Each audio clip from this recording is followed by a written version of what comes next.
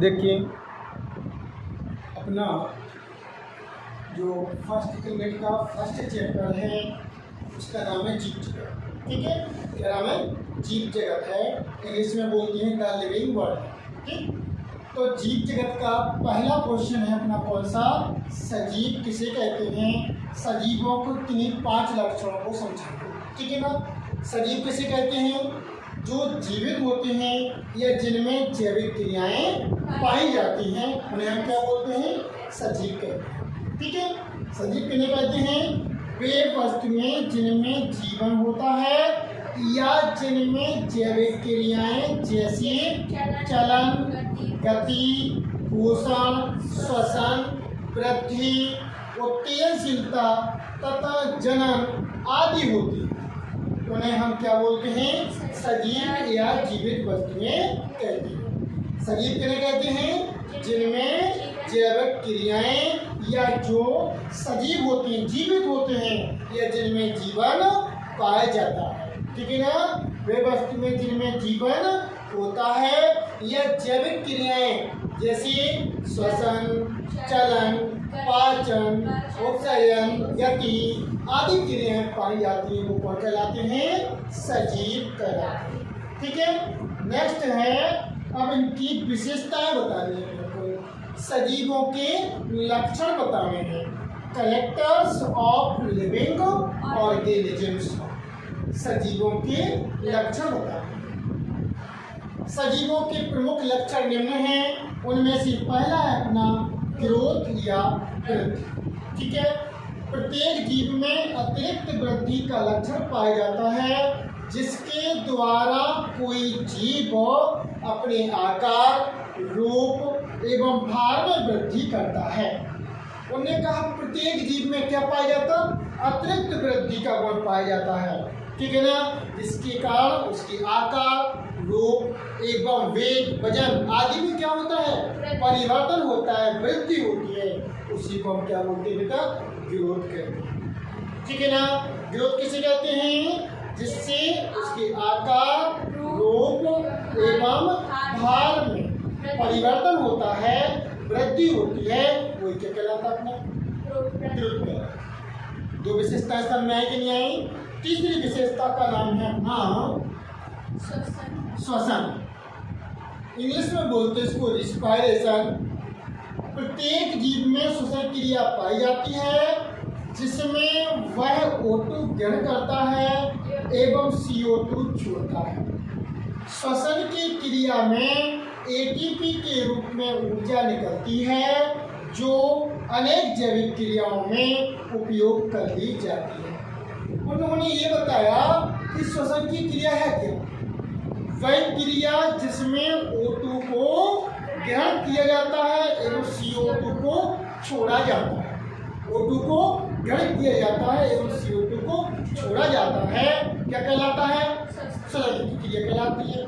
और श्वसन की क्रिया में ऊर्जा निकलती है, ऊर्जा का उत्पादन होता है और वह ऊर्जा किसके रूप में निकलती है? ATP के रूप में निकलती है। ATP का पूरा नाम क्या होता है? एडिनोसिन ट्राइफॉस्फेट होता है। ठीक है, तो श्वसन की क्रिया में ATP के रूप में ऊर्जा निकलती है जिसका उपयोग अनेक जैविक क्रियाओं में कर लिया जाता है। बन जाएगा।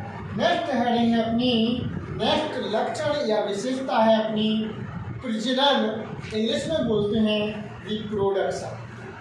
ठीक है ना, प्रत्येक जीव में अपने समान संतानें उत्पन्न करने की क्षमता पाई जाती है, उसी को अपन क्या बोलते हैं? प्रजनन कहते हैं। प्रजनन क्या कहलाता? प्रत्येक जीव में अपने समान संतानें उत्पन्न करने की क्षमता पाई जाती है। अपने समान संतानें उत्पन्न करने की क्षमता को ही क्या बोलते हैं? प्रजनन या रिप्रोडक्शन कहते हैं। बन जाएगा। नेक्स्ट है अपना पोषण, इंग्लिश में बोलते हैं न्यूट्रिशन।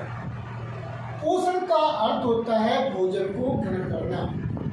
क्यों किया जाता है? भोजन को ग्रहण करते क्यों है?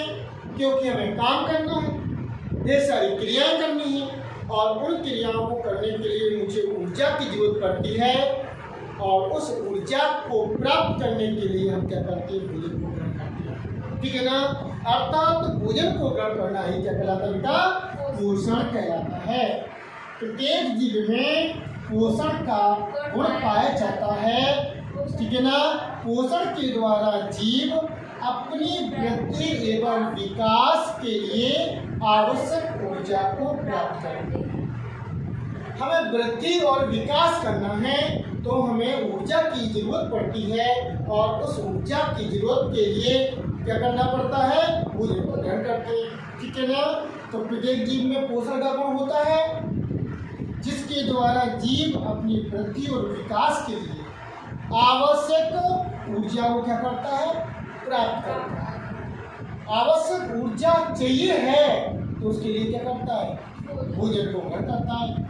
पोषण के अंतर्गत भोजन को ग्रहण करना एवं पचे हुए भोजन का अवशोषण करना आदि चरण आते हैं। क्या आते हैं पोषण में, भोजन को ग्रहण करना एवं पचे हुए भोजन का हाँ। अवशोषण करना। सबसे पहले हम भोजन को ग्रहण करते हैं, फिर पचता है और फिर पचे हुए भोजन का क्या करते हैं, अवशोषण करते हैं, ठीक है ना। वो कौन कहलाता है बेटा, पोषण कहलाता है। भोजन को ग्रहण करना पोषण कहलाता है।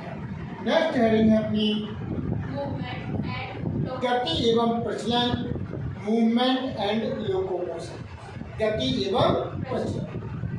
प्रत्येक जीव में गति एवं प्रचलन का गुण पाया जाता है, जिसके द्वारा जीव एक स्थान से दूसरे स्थान तक पहुंच सकते हैं, ठीक है ना। एक स्थान से दूसरे स्थान तक पहुंच सकते हैं। गति एवं प्रचलन की क्रियाएं जीवों की स्वयं की शक्ति द्वारा प्रेरित होती हैं। गति एवं प्रचलन का अर्थ ये होता है कि जिसमें जीव एक स्थान से दूसरे स्थान पर पहुंच जाता है, लेकिन ये सब किसके द्वारा होता है, स्वयं की शक्ति के द्वारा होता है, स्वयं की ऊर्जा के द्वारा होता है, ठीक। अगर मेरे पास ऊर्जा नहीं है तो हम चल नहीं पाएंगे, गति नहीं कर पाएंगे, ठीक है ना। तो गति एवं प्रचलन का गुण स्वयं की शक्ति के द्वारा निर्धारित है, ठीक है ना। नेक्स्ट हेडिंग है अपनी मृत्यु, इंग्लिश में बोलते हैं डेथ, ठीक। प्रत्येक जीव का अनिवार्य लक्ष्य, अनिवार्य का मतलब होता है आना ही है, वो तो अनिवार्य मीन्स आना ही है, मुख्य है, होना ही है वो तो। मृत्यु जीवन का एक अनिवार्य लक्ष्य है, ठीक है ना। प्रत्येक जीव की एक ऐसी अवस्था आती है जब उसकी सभी जैविक क्रियाएं बंद हो जाती हैं, ठीक है ना। अब मृत्यु क्या है, मृत्यु उस जीव का एक मुख्य लक्षण है, अनिवार्य लक्षण है, उस बिना हो ही नहीं सकता कि वो नहीं हो, ठीक है ना। तो उसका एक अनिवार्य लक्षण है। अब मृत्यु है क्या, एक ऐसी अवस्था आती है उस जीव की कि जब उसकी सभी जैविक क्रियाएं क्या हो जाती हैं, बंद। जैविक क्रियाएं पढ़ चुके, श्वसन, पाचन, उत्सर्जन, वृद्धि, सब कुछ क्रियाएं हैं। तो जब उसकी सभी जैविक क्रियाएं बंद हो जाती हैं, उसे हम क्या बोलते हैं, मृत्यु कहते हैं, ठीक है ना। क्या कहलाता बेटा, मृत्यु कहलाती है। एवं वह निर्जीव के समान हो जाता है। जीवों की इस अवस्था को क्या बोलेंगे, डेथ या मृत्यु कहते हैं। जब उसकी सभी जैविक क्रियाएं बंद हो गई तो वो कैसा हो गया, निर्जीव हो गया। निर्जीव हो गया तो उस अवस्था को क्या बोलेंगे, मृत्यु कहते। उस स्टेज को जिसमें उस जीव की क्रियाएं क्या हो जाती बेटा, बंद हो जाती हैं। जब उसकी बंद हो जाती हैं क्रियाएं, जैविक क्रियाएं बंद हो जाती हैं, तो वो अवस्था कौन कहलाती है, मृत्यु कहलाती है, डेथ कहलाती है, ठीक है ना। इसके द्वारा जीवों की संख्या पर नियंत्रण रहता है।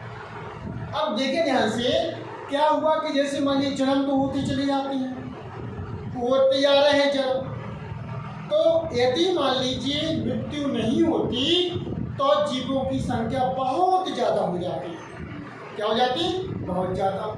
इसलिए जीवों की संख्या मृत्यु के द्वारा क्या होती है, नियंत्रित होती है, कंट्रोल होती है, मीन्स ज़्यादा बढ़ नहीं पाती है, तो मृत्यु क्या कहलाती बन जाएगा? जब जीव की सभी जैविक क्रियाएं बंद हो जाती हैं और वह निर्जीव के समान हो जाता है, मृत्यु कहलाता है। उस अवस्था को हम मृत्यु कहते हैं। और मृत्यु में, ठीक है ना, या मृत्यु के द्वारा जीवों की संख्या क्या रहती है? नियंत्रित रहती है या कंट्रोल रहती है। तो ये नेक्स्ट हेडिंग है अपनी अनुकूलन, इसमें बोलती है एडॉप्टेशन। अनुकूलन का अर्थ ये होता है कि उस जो जीव होता है वो कहीं ना कहीं तो होता है, जिस प्लेस में होता है, जिस एनवायरनमेंट में होता है, तो उस जीव को उस एनवायरनमेंट के अनुसार बदलना पड़ता है। अपन चाहे या वो जीव चाहे कि एनवायरनमेंट मेरे अनुसार बदल जाए, केस पॉसिबल नहीं, ठीक है ना। तो जो जीव जिस एनवायरनमेंट में रहता है, जिस प्लेस में रहता है, उसी के अनुसार जीव को बदलना पड़ता है। जीव को एनवायरनमेंट के अनुसार बदलने की प्रवृत्ति क्या कहलाती है? अनुकूलन कहलाती है। क्या कहलाती है? अनुकूलन। अपने आप को बदलने की प्रवृत्ति अनुकूलन कहलाती है। प्रत्येक जीव में वातावरण के अनुसार जहाँ पर वो पाया जाता है, उस वातावरण के अनुसार स्वयं को बदलने की क्षमता या प्रवृत्ति पाई जाती है। स्वयं को बदलने की क्षमता होती है या प्रवृत्ति पाई जाती है, जिसे अनुकूलन कहते हैं। अनुकूलन के कारण ही जीव वातावरण में जीवित रहते हैं। अनुकूलन कर लिया उसने तो जीवित है। जैसे कोरोना का नाम सुना होगा आप लोगों ने, तो जिसने अपने आप को अडॉप्ट कर लिया है, परिवर्तित कर लिया है, बदल लिया है, तो बेटा वो जीवित है, वरना वो क्या हो गए हैं? एक्सपायर हो चुके हैं, ठीक है ना, खत्म हो चुके हैं। तो अनुकूलन समझ में आया, शॉर्ट में कह सकते अपने आप को बदल। नेक्स्ट हेडिंग है शेप एंड साइज, आकार एवं आकार। शेप और साइज क्या होती है? तो प्रत्येक जीव का एक निश्चित आकार एवं आकार पाया जाता है। शेप एंड साइज पाया जाता है। आज हम देखते हैं तो वैसा ही दिखाई देगा, वो भी एक निश्चित आकार होता है और उसका निश्चित आकार पाया जाता है, ठीक है ना।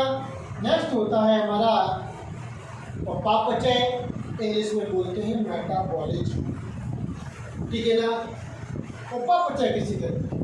जीवों को कार्यों के लिए ऊर्जा की आवश्यकता होती है, ठीक है, और ऊर्जा की पूर्ति के लिए इसमें संश्लेषणात्मक, इंग्लिश में बोलते हैं एनाबॉलिक रिएक्शंस, तथा विघटनात्मक क्रियाएं, इंग्लिश में बोलते हैं कैटाबॉलिक रिएक्शंस होती हैं। इन अभिक्रियाओं को एक साथ उपापचय क्रियाएं या मेटाबॉलिक रिएक्शंस कहते हैं, तथा यह प्रक्रिया मेटाबॉलिज्म कहलाती है। देखिए बेटे क्या होता कि हमारे शरीर में ढेर सारी उपापचय क्रियाएं या जैविक क्रियाएं चलती हैं और उन जैविक क्रियाओं के लिए ऊर्जा की आवश्यकता पड़ती है। ऊर्जा के लिए क्या होता है? हमारे शरीर में क्रियाएं चलती हैं दो प्रकार। कौन सी चलती बेटा? 2 टाइप से रिएक्शंस होती हैं, ठीक है ना। जिसमें से जो फर्स्ट टाइप होता है, पहले प्रकार की रिएक्शन होती है, उसको बोलते हैं अपन संश्लेषणात्मक। कौन से बोलते हैं बेटा? संश्लेषणात्मक। इसमें बोलते हैं एनाबॉलिक रिएक्शन। पहली क्रिया को क्या बोलते हैं अपन? एनाबॉलिक, या हिंदी में क्या बोलेंगे? संश्लेषणात्मक रिएक्शंस कहते हैं। इसका मतलब ये होता है कि जो ऊर्जा होती है वो इकट्ठी होती है, ठीक है ना। और जब हमारे शरीर में ऊर्जा की कमी हो जाती है तो फिर वो टूटना शुरू हो जाती है। टूटने को बोलते हैं विघटनात्मक क्रियाएं। क्या बोलते हैं उसको? विघटनात्मक क्रियाएं कहते हैं। हाँ, इंग्लिश में बोलते हैं हम उसको कैटाबॉलिक रिएक्शंस। तो मेरे शरीर में कितने प्रकार की रिएक्शंस हैं? 2 प्रकार की क्रियाएं होती हैं। पहले प्रकार की एनाबॉलिक और दूसरी प्रकार की कैटाबॉलिक। हिंदी में कहते हैं संश्लेषणात्मक और विघटनात्मक क्रियाएं, ठीक है ना। दोनों को एक साथ उपापचय क्रियाएं, इंग्लिश में बोलते हैं मेटाबॉलिक रिएक्शंस। एक साथ क्या बोलते हैं उनको? उपापचय क्रियाएं। इंग्लिश में क्या बोलेंगे? मेटाबॉलिक रिएक्शंस कहते हैं। तथा यह प्रक्रिया या विधि क्या कहलाती है? मेटाबॉलिज्म, या इसी को बोलते हैं हिंदी में उपापचय। तथा यह प्रक्रिया क्या कहलाती है बेटा? उपापचय कहलाती है। और उसको क्या बोलते हैं? मेटाबॉलिज्म कहते हैं। क्या बोलते हैं इसको? मेटाबॉलिज्म। ठीक है ना, बन जाएगा। नेक्स्ट हेडिंग है अपनी जीवन चक्र या लाइफ साइकिल। ठीक है ना, जीवन चक्र क्या होता है? प्रत्येक जीवधारी एक निश्चित जीवन चक्र का अनुसरण करता है। आप लोगों ने सुना होगा, सबसे पहले बच्चे का जन्म होता, फिर इसके बाद में बालक बनता, फिर किशोर बनता, फिर वयस्क बनता, फिर वृद्ध बनता, इसके बाद में मर जाता, फिर नया जन्म होता है। होता कि नहीं होता? तो ऐसा तो है नहीं कि बच्चे का जन्म होगा सीधा डायरेक्ट बूढ़ा हो जाए या डायरेक्ट बूढ़ा पैदा हो, नहीं होता। तो हर एक जीव का एक निश्चित जीवन चक्र पाया जाता है और उस जीव को उस चक्र से गुजरना ही पड़ता है और उस अवस्था से बेटा गुजरना ही पड़ता है। उस अवस्था को क्या बोलते हैं? जीवन चक्र कहते हैं, लाइफ स्टाइल कहते हैं। किसे पाया जाता? जीवों में पाया जाता। नेक्स्ट हेडिंग है अपनी जीव द्रव्य की उपस्थिति, प्रेजेंस ऑफ प्रोटोप्लाज्म। अब अपन ने सुना होगा कि जीव होता है और जीव के एक छोटे से टुकड़े को कोशिका कहते हैं। क्या बोलते हैं? कोशिका कहते हैं। और जो कोशिका होती है, कोशिका की जब संरचना देखते हैं तो उसमें क्या दिखाई देता है? केंद्रक होता है। केंद्रक के अंदर केंद्रक द्रव होता है और केंद्रक के बाहर की ओर कोशिका द्रव होता है। ठीक है ना, कोशिका द्रव को इंग्लिश में बोलते हैं साइटोप्लाज्म और केंद्रक के अंदर जो द्रव होता है उसको बोलते हैं न्यूक्लियोप्लाज्म और दोनों को एक साथ मिलकर क्या कहते हैं? प्रोटोप्लाज्म कहते हैं। नहीं समझ में आया? कोशिका के अंदर क्या पाया जाता है बेटा? कोशिका के अंदर दो चीजें होती हैं, एक तो देखें, एक केंद्रक द्रव होता और एक ये क्या होता है? कोशिका द्रव होता है। इसको इंग्लिश में क्या बोलते हैं? साइटोप्लाज्म और इसको इंग्लिश में बोलते हैं न्यूक्लियोप्लाज्म और दोनों को एक साथ बोलते हैं बेटा प्रोटोप्लाज्म। ठीक है ना, अगर जीवित कोशिका है, अगर सजीव है तो उसमें कोशिका होगी और कोशिका होगी तो उसमें प्रोटोप्लाज्म होगा, मेष न्यूक्लियोप्लाज्म होगा और साइटोप्लाज्म। ठीक है ना, तो प्रत्येक जीव में क्या पाया जाता है बेटा? प्रत्येक जीव में प्रोटोप्लाज्म उपस्थित होता है। प्रत्येक जीवधारी में प्रोटोप्लाज्म पाया जाता है, चाहे वह एककोषी हो या फिर बहुकोषी। उसमें क्या पाया जाता है? प्रोटोप्लाज्म पाया जाता है। नेक्स्ट हेडिंग है अपनी व्यक्तिगतता या इंडिविजुअलनेस। ठीक है ना, इंडिविजुअलनेस जो होता है ये क्या होता है? प्रत्येक जीव अपने आप में एक संपूर्ण इकाई होता है, अपने आप में पूरा है, कंप्लीट है। ठीक है ना, प्रत्येक जीव अपने आप में कंप्लीट यूनिट होता है, संपूर्ण इकाई होता है, क्योंकि छोटे छोटे खंडों में विभाजित किए जाने पर वह जीवित नहीं रह पाता है। गाड़ी में दो पहिए हैं, एक निकाल के फेंक दो तो फिर वो अपूर्ण गाड़ी कहलाएगी, तो बेटा वो चल नहीं पाएगी, इसलिए उसका नाम क्या होगा? अकम्प्लीट। ठीक है ना, इनकम्प्लीट बोलेंगे। ऐसे ही सजीव जो है वो एक संपूर्ण इकाई होता है, क्योंकि यदि उसको छोटे छोटे खंडों में काट दिया जाए तो वह जीवित नहीं रह पाता, जीवित नहीं रह पाता। उस अवस्था को क्या बोलते हैं? कौन? व्यक्तिगतता कहते हैं, इंडिविजुअलनेस। नेक्स्ट हेडिंग है अपनी कोशिकीय संरचना, इंग्लिश में बोलते हैं उसको सेल्युलर स्ट्रक्चर। शरीर किसी भी श्रेणी के क्यों न हो, ये एक या एक से अधिक कोशिकाओं के बने होते हैं जो इनके शरीर की क्रियात्मक एवं संरचनात्मक इकाई की तरह कार्य करते हैं। ठीक है ना। अब उन्होंने कहा कि कोश के साथ था, चाहे वह ये कोश की हो चाहे वह बहुकोश की हो, ठीक है ना, प्रत्येक जीव छोटी छोटी इकाइयों से मिलकर बना होता, उनको क्या बोलते हैं, कोशिका कहते हैं। क्या बोलते हैं बेटा, कोशिका कहते हैं। और वही कोशिका उस जीव की संरचनात्मक एवं क्रियात्मक इकाई होती है। क्या होती है बेटा, वो संरचनात्मक एवं क्रियात्मक इकाई होती है, ठीक है ना।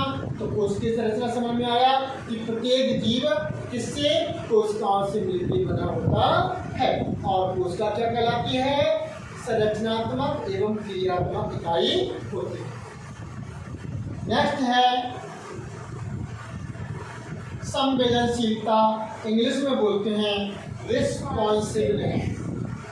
संवेदनशीलता का मीन्स ये है कि अगर मान लीजिए हमारे शरीर में कोई हलचल होती है तो पता चल जाता, अगर पीछे से चींटी चली गई तो पता चल जाएगा, नहीं चलेगा।